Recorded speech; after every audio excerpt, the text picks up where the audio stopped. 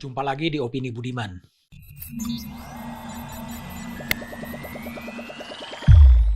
Pemilu belum ditetapkan, namun kelompok-kelompok masyarakat sipil sudah mulai ramai mendeklarasikan capres maupun cawapres 2024. Ada yang mengusulkan Gubernur Jakarta Anies Baswedan sebagai capres 2024, ada yang mendorong Ganjar Pranowo sebagai capres di 2024. Tapi ada juga yang lebih optimistik yang mengusung pasangan Prabowo Subianto dan Puan Maharani untuk capres dan cawapres 2024.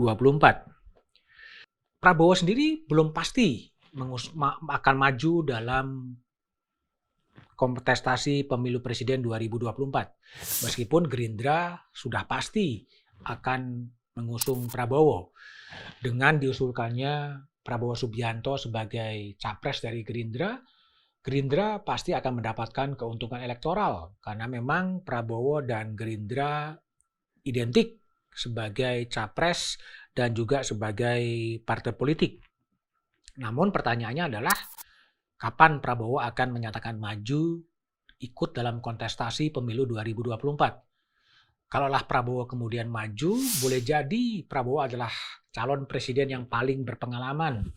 Karena sebelumnya di tahun 2009, Megawati Prabowo maju dalam kontestasi pemilu presiden, tapi kalah.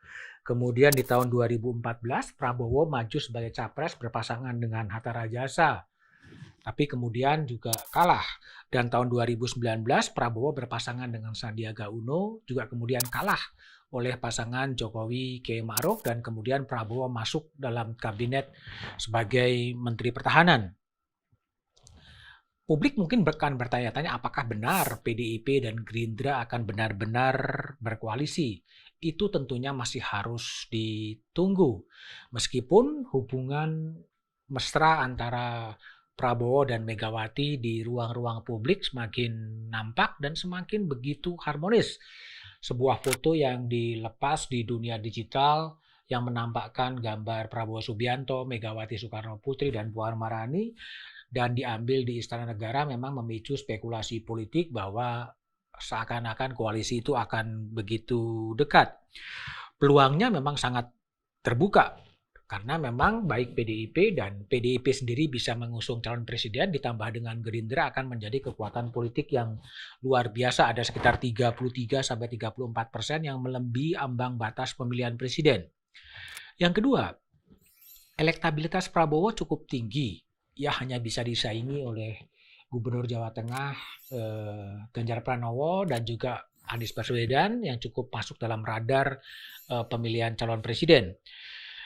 Sementara masalahnya adalah elektabilitas dari Puan Maharani masih tergolong rendah hampir di semua lembaga survei.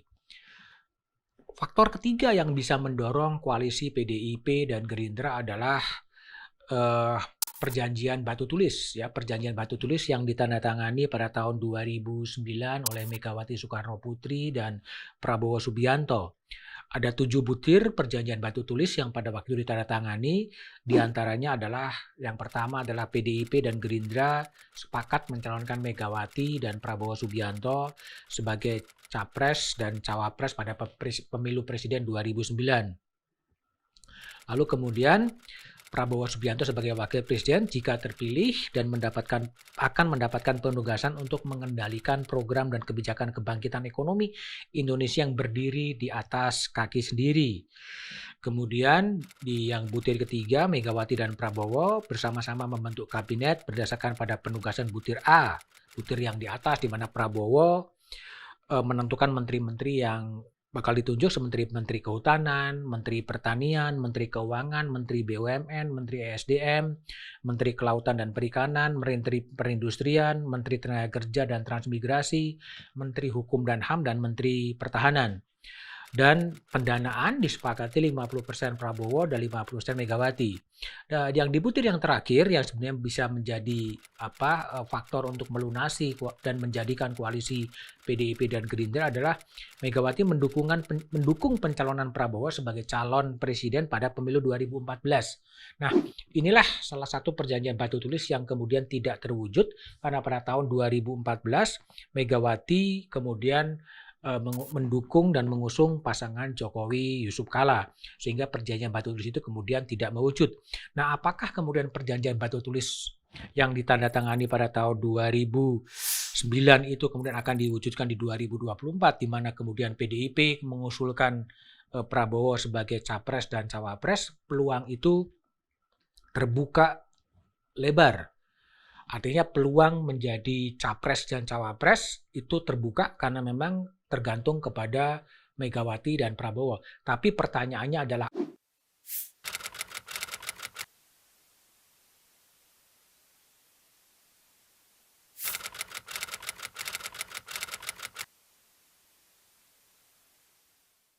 masih banyak hal yang harus dipertimbangkan, terutama sentimen-sentimen pemilih pada pemilu 2024 yang mayoritas adalah 52% adalah generasi muda yang membutuhkan juga kepemimpinan yang lebih fresh, kepemimpinan yang lebih sangat engaged dengan generasi muda.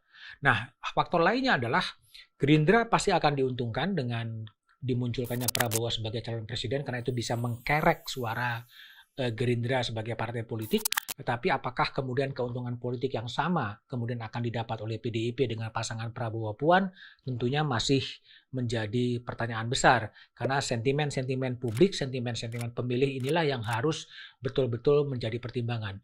Satu faktor yang juga harus jadi pertimbangan adalah kemana arah politik Presiden Jokowi setelah 20 Oktober 2024. Endorse atau suara arah politik dari Presiden Jokowi ini akan sangat menentukan siapa yang akan muncul dalam kontestasi pemilu di 2024. Pemilu masih harus menunggu waktu, kita menantikan dinamika-dinamika politik ke depan, tetapi satu hal yang memang masuk akal dan perlu kita tekankan adalah bantulah negeri ini dengan tidak melakukan korupsi.